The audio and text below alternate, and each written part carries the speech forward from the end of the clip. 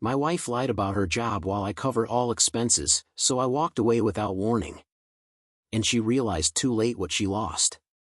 I'm a 30-year-old husband who has always believed that stability is the greatest form of love, and for most of my adult life, I've carried the financial weight in every relationship I've been in. Supporting the people I care about has never felt like a burden. If anything, it's been the one thing I'm consistently good at. When I met my wife, Laura, she told me she worked a demanding but criminally underpaid corporate job, and the way she talked about it made me believe she was trapped in a system that didn't value her. She'd come home rubbing her temples, dropping her bag dramatically, whispering, "I'm so tired, you have no idea how draining today was," and I'd instantly feel protective. "Don't worry about anything here," I'd tell her. "Just focus on getting through your day." She'd nod, give me a tired smile, and disappear into the shower for nearly an hour, steam drifting down the hallway like a fog thick enough to hide everything she didn't say. I covered rent, groceries, utilities, every bill that showed up in our mailbox. Even when she needed new clothes, skincare, or office supplies, I didn't question it. I told myself this was what partnership looked like, one person helping the other through a rough season. But the first crack appeared the day I casually asked, "What time is your meeting tomorrow?" and she stiffened like I'd accused her of something unforgivable. "Why are you keeping track of me?" she snapped. "I already told you I'm stressed. Can't you just trust me?" Her tone left the air cold and heavy, and even though the moment bothered me, I pushed it aside. Marriage requires trust, right? Doubt felt like disloyalty, and I refused to be the kind of husband who interrogated his wife over nothing. Still, something in her eyes lingered with me longer than her words did. A flicker of defensiveness. A shadow of something I couldn't name. And I didn't know it then, but that was the first sign of a secret she never intended for me to uncover. I used to tell myself that every marriage has quirks, little odd routines, harmless inconsistencies, and Laura's were just part of the package. But over time, I couldn't help noticing how strangely vague she was whenever I asked about her coworkers. She'd say things like, "You wouldn't know them," or "It's complicated," before quickly changing the subject. One night, while we were sitting on the couch and the TV flickered blue across her face, I asked, "So what's your boss's name again?" and she hesitated just a little too long. "Why does it matter?" she finally muttered, eyes glued to her phone. "I deal with enough at work. I don't need an interrogation at home too." That word, interrogation, stung more than I expected, mostly because I'd gone out of my way not to pry. So I backed off. I always did. Still, the gaps in her story kept widening. Some mornings she'd leave for work 2 hours later than usual, blaming schedule changes, or she'd come home at noon insisting her office was doing a half-day mental health reset. Other times she'd text me from a cafe midday, saying she was working remotely because her office Wi-Fi was down. I wanted to believe her, I truly did, but the inconsistencies sat in my stomach like swallowed stones. Meanwhile, my friends would joke lightheartedly, "Man, you're basically her full-time provider," and I'd laugh it off even though the words clung to me long after the conversation ended. I didn't want to be suspicious. I didn't want to be the insecure husband who second-guessed everything. But then she started asking for money for strangely specific things, a team lunch fee, a holiday office pool contribution, even mandatory department donations. Each request came with the same breathless urgency, like if I didn't transfer the money immediately, she'd face some awful consequence. Every part of me wanted to ask, why is everything so secretive? Why does nothing ever add up? But every time I got close, she'd shut down emotionally, and I hated the thought of being the reason she felt pressured. So I stayed quiet. And the scary part is, I didn't realize that silence was exactly what she needed to keep everything hidden. The morning everything shifted started out painfully ordinary. Laura was rushing around the kitchen, half awake, hair tied in a loose bun, mumbling about a mandatory strategy meeting she was already late for. She grabbed her coffee, kissed my cheek, and bolted out the door, leaving behind a small square object on the counter. Her office badge. The same badge she had insisted was required for every floor in her building. I picked it up, turning it over in my hand, and for a moment I just stared at it, wondering how she'd get through the day without it. That thought alone wouldn't have pushed me to act, but something deeper, something I'd been trying to suppress, finally nudged me forward. Maybe it was intuition, maybe it was exhaustion from months of unanswered questions, but I decided I'd bring it to her. I imagined surprising her with lunch, offering her a break, maybe even getting a glimpse of the place she spent so much of her life in. So I drove to the address she'd repeated dozens of times, rehearsing in my head how I'd casually hand her the badge and laugh off her forgetfulness. But when I walked into the lobby, holding her badge like a peace offering, the receptionist gave me a polite, confused smile. "Hi," I said, "my wife works here and forgot her ID. Could I drop this off for her?" "Of course," she replied. "What's her name?" "Laura Bennett." The shift in her face was immediate. A tiny flicker of something, recognition? No. Confusion. "I'm sorry," she said slowly, "but no one by that name works here. And I've been here for years." I remember standing there, the badge suddenly feeling heavier in my hand, the room tilting just enough to make me question my balance. I tried again. "Maybe she works on another floor?" She shook her head. "Sir, we haven't had any new hires in months." For a few seconds, I couldn't speak. Couldn't breathe. All I could do was nod silently and walk out of that building with a truth I wasn't ready to face tightening around my chest. And that was the moment I realized, whatever Laura was doing every day, it wasn't going to work.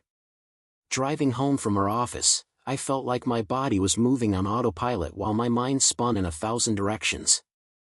The receptionist's words echoed so clearly it was like she'd whispered them into my ear, "No one by that name works here." I didn't want to believe it, didn't want to imagine that Laura had lied to me so thoroughly, but every explanation I tried to invent fell apart before it even formed. By the time I pulled into our driveway, the confusion had hardened into something sharper, a cold, quiet sense of awareness. I knew I couldn't confront her yet. Not until I understood the full truth. So the next day, instead of going straight to work, I parked a block away from our home and waited for her to leave. Laura stepped out the door at her usual office time, wearing the same business casual outfit she always wore, her hair neatly styled, her tote bag slung over her shoulder. She looked the part perfectly. But instead of driving toward her supposed office building, she headed in the opposite direction. I followed at a distance, my heart pounding in a rhythm I'd never felt before.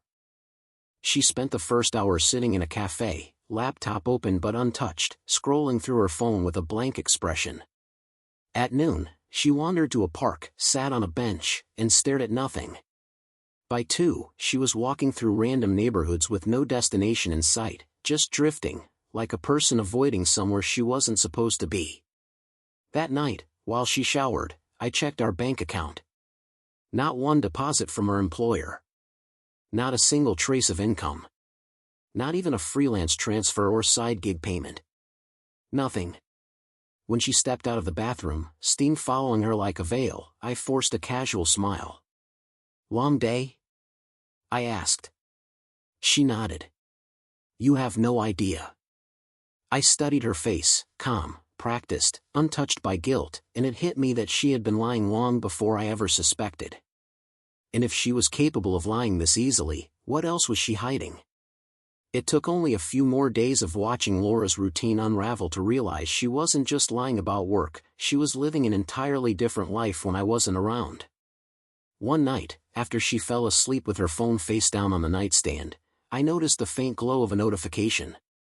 Normally, I respected her privacy, but something in me, some mix of dread and instinct, told me to look. When I picked up her phone, it opened without a password. She had removed it weeks ago claiming Face ID kept glitching, and I didn't think twice about it at the time. Now, that convenience felt like an unlocked door she assumed I'd never walk through. A message preview caught my eye: "Your followers love today's post," followed by a fire emoji. Followers? My stomach twisted. I opened the app and found a private account, an entire online persona I'd never seen. There she was, Laura, posing in cafes, boutiques, and expensive restaurants, captioning her photos with lines like "treating myself because I work so hard" and "independent women don't settle for less." Every outing I paid for had been turned into content to reinforce a lie she fed to strangers. But what hit harder was the way she portrayed me. In one video, she talked vaguely about a partner who holds her back, someone too broke to provide the lifestyle she deserves. She never said my name, but the implication was a knife to the ribs. My money funded her facade, yet she cast me as dead weight. Scrolling further, I found small sponsorships, nothing massive, but enough to show she had income she never mentioned. Enough to prove she didn't need the team lunch fees or office contribution payments. She wasn't struggling. She was performing. When she stirred in bed beside me, I locked the phone quietly and set it down, my pulse hammering in my throat. I lay there staring at the ceiling for hours, realizing the truth. She wasn't just lying about her job. She was lying about our entire marriage. And for the first time, I wondered how much of the woman I loved actually existed. Over the next week, something in Laura's behavior shifted, as if she sensed the balance between us tilting, even though I hadn't confronted her yet. She moved through the house with the sharp, restless energy, snapping at small things she used to ignore. One evening, while I was cooking dinner, she walked into the kitchen and said, "You know, you could try harder with the presentation. My followers love aesthetic meals." I turned toward her slowly, the pan sizzling behind me. "Your followers?" I asked, keeping my tone neutral. She froze for half a second before recovering. "I mean, people appreciate good visuals. It's just a suggestion." Her defensiveness hung in the air like humidity before a storm. I watched her more carefully after that. She spent hours on her phone, editing videos, adjusting filters, rehearsing expressions in the front-facing camera. When I'd walk into the room, she'd immediately tilt the screen away from me like a teenager hiding something embarrassing. Once, I overheard her whispering into her phone, "I can't keep living like this, he just doesn't get my lifestyle," and the words made my chest tighten with a mix of anger and disbelief. "Who are you talking to?" I asked gently from the doorway. She jumped. "No one." "Why are you creeping around?" "I wasn't creeping. I heard you." "Well, stop listening to conversations that aren't yours." Her irritation was instant and explosive, far beyond what the situation called for, and it confirmed something I already sensed: the lie was becoming too heavy for her to hold. At dinner, she pushed her food around and sighed dramatically.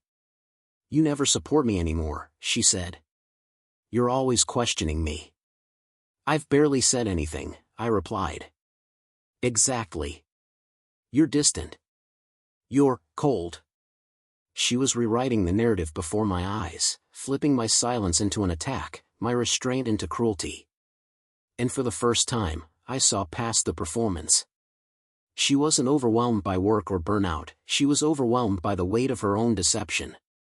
As I watched her across the table, her expression tight with defensiveness, one thought settled into place with chilling clarity. If she was this unstable now, what would happen when the truth finally came out? The breaking point came on a random Tuesday afternoon, one of those days that should have been forgettable but instead carved itself into my memory like a scar. I'd gotten off work early and decided to stop home to grab a folder I'd forgotten, fully expecting Laura to be at the office. But when I opened the front door quietly, I heard her voice drifting from the living room. Not tense. Not exhausted. Just comfortable. Too comfortable. "No, seriously," she laughed into the phone, "I'm tired of carrying a man who can't provide." My body froze. She continued, voice dripping with irritation, "He should be grateful I'm even staying with him. I mean, what would he do without me?" The words felt like someone had punched straight through my ribs. For a moment, I couldn't move, couldn't breathe. All the sacrifices I'd made, the bills, the groceries, the rent, the emotional support she weaponized, were being twisted into proof that I was a burden. I stepped back into the hallway silently, leaning against the wall like my legs might give out. My mind kept replaying her sentence on a loop, "a man who can't provide." The irony was so gutting it almost felt unreal. When she finally ended the call, her footsteps approached, and I slipped out the front door before she saw me. I sat in my car, gripping the steering wheel so tightly my knuckles burned. The betrayal wasn't just in the lie anymore, it was in the contempt she held for me behind my back. The disgust. The entitlement. The way she used me as her financial backbone while performing independence online and degrading me privately. For the first time, something inside me cracked, not a clean break, but a slow, spreading fracture. I realized I wasn't just being lied to. I was being used. Drained. Diminished. And sitting there in the driver's seat, heartbeat thundering in my ears, one devastating truth settled over me. I couldn't save this marriage. But if I confronted her too soon, she'd find a way to twist it, manipulate it, or bury it. I had to be smarter. Much smarter. And that's when a different kind of clarity began to form, quiet, cold, and resolute. After that day, something in me went completely still, like the emotional noise had finally gone silent, leaving only focus behind. I didn't yell, didn't confront her, didn't try to fix anything anymore. Instead, I moved through the house like a guest, speaking softly, observing everything, letting her believe she still held control. If she noticed the shift at all, she interpreted it as weakness, not strategy. And that misunderstanding became my greatest advantage. The first step was separating my finances. One evening, while she filmed a skincare routine in the bathroom, I sat at my laptop and quietly opened a new bank account.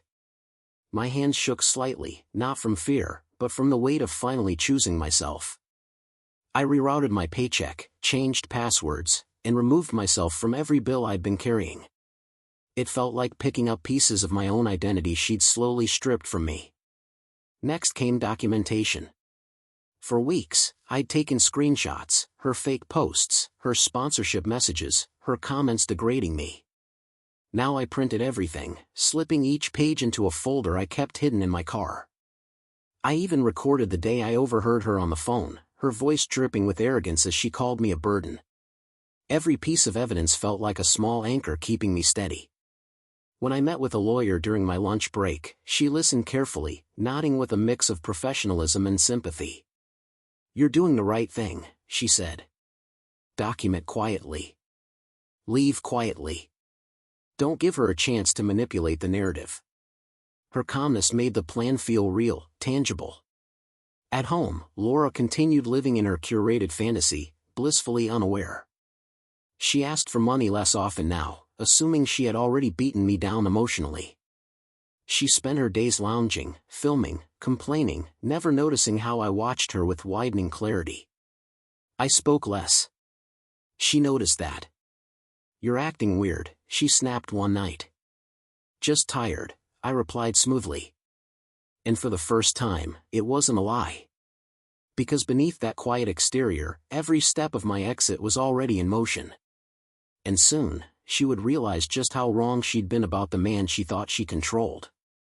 The morning I finally left was so calm it felt unreal, no tension, no argument, just a quiet, calculated stillness I'd been building toward for weeks.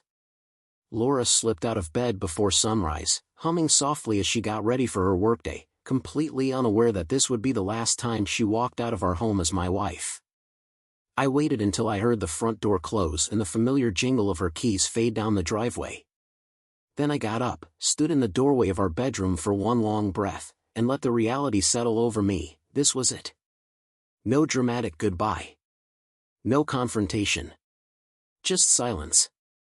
I moved quickly, packing only what was mine: documents, clothes, laptop, the folder of evidence, and the few sentimental things she hadn't poisoned with resentment. The house felt different as I walked through it, like it already knew I wouldn't return. Sunlight leaked through the curtains in soft stripes, catching on dust in the air, making everything look strangely peaceful for a place built on lies. Before I left, I placed a short note on the kitchen counter. Nothing emotional, nothing accusatory. Just, "We need time apart.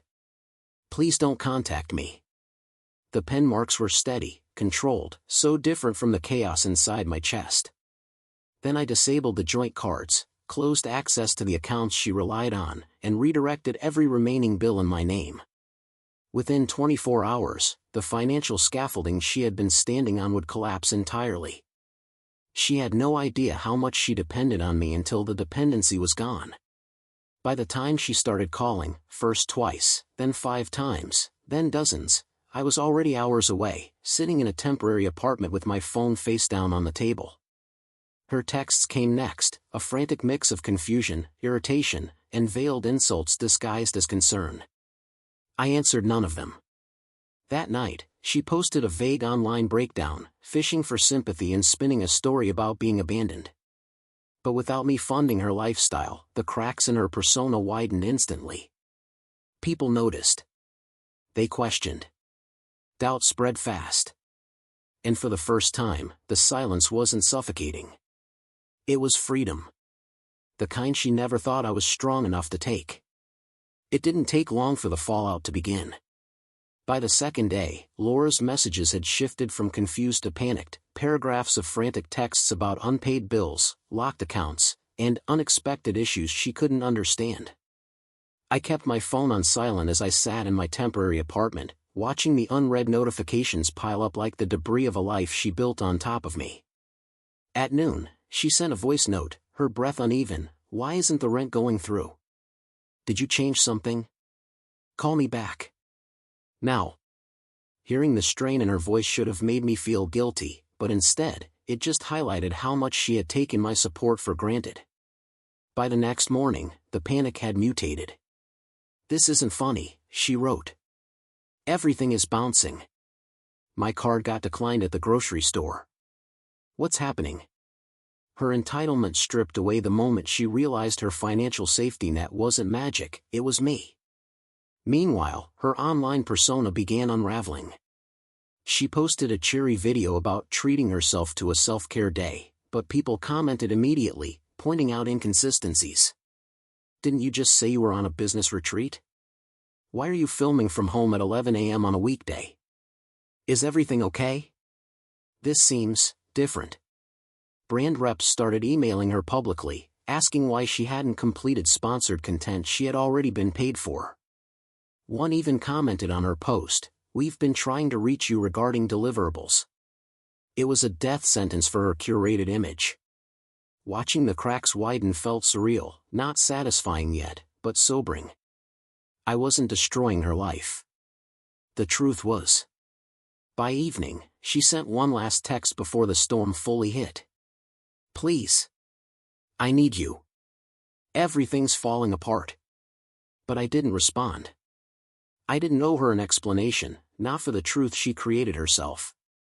That night, as her online facade collapsed in real time, I realized she had never feared losing me.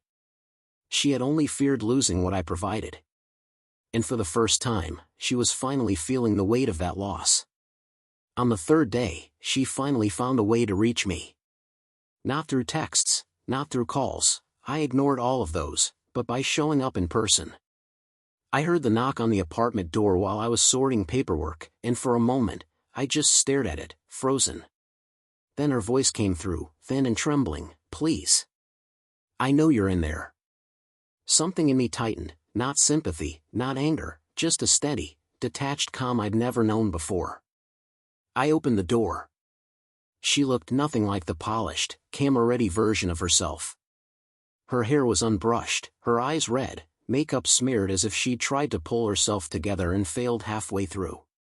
"Can we talk?" she whispered. I nodded but didn't invite her to sit. We stood facing each other in the quiet hallway, her breath shaky, mine steady. "I need to explain," she said, swallowing hard. I didn't plan any of this.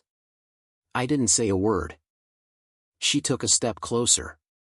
"I quit my job months ago because I wanted freedom. I wanted to create something for myself. I thought if I focused on content, if I built a brand, it would work out. And lying to me was part of the plan?" I asked quietly. Her face crumpled.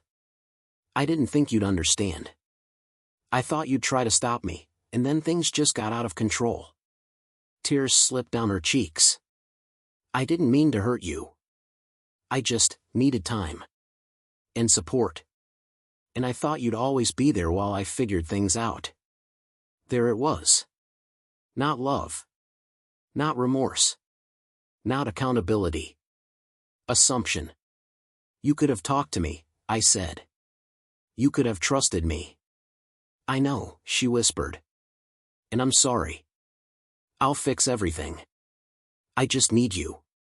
Please. But I felt nothing, not anger, not longing, not hope. Just a strange, quiet distance growing wider with every word she said. And as she stood there, crying in the hallway, it hit me. She wasn't mourning our marriage. She was mourning the collapse of the life she built on top of me.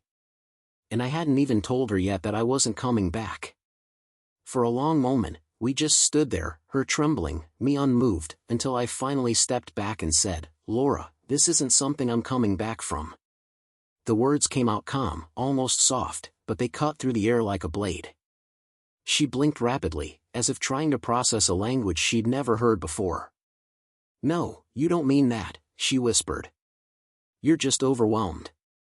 We can fix this. I'll change, just tell me what you want. But the desperation in her voice wasn't about love, it was about losing control. I want my life back, I said quietly. I want honesty. And peace. And I haven't had those in a long time. Her knees buckled slightly, and she grabbed the edge of the wall to steady herself. Please, don't punish me like this. I'm not punishing you, I replied. I'm freeing myself. She sobbed harder then, the sound echoing down the hallway, raw and uneven. I didn't raise my voice.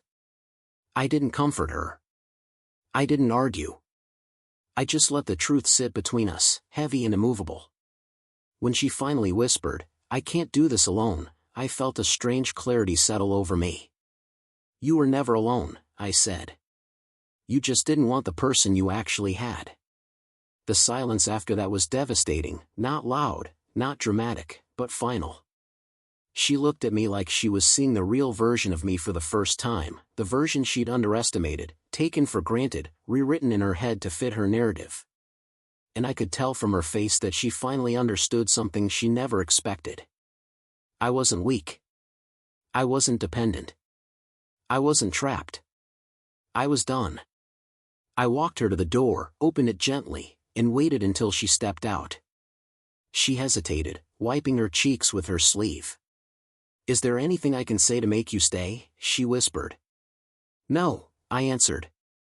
I closed the door, not angrily, not dramatically, just firmly, and the quiet that followed felt like the first real breath I'd taken in months. In the days that followed, I finalized the separation, blocked her number, and rebuilt my routines piece by piece. There was no revenge, no screaming, no final showdown, just a clean, unshakable departure. And as my life slowly grew peaceful again, one truth became painfully clear. She didn't lose a provider. She lost the one person who ever truly cared for her. And she realized it far too late.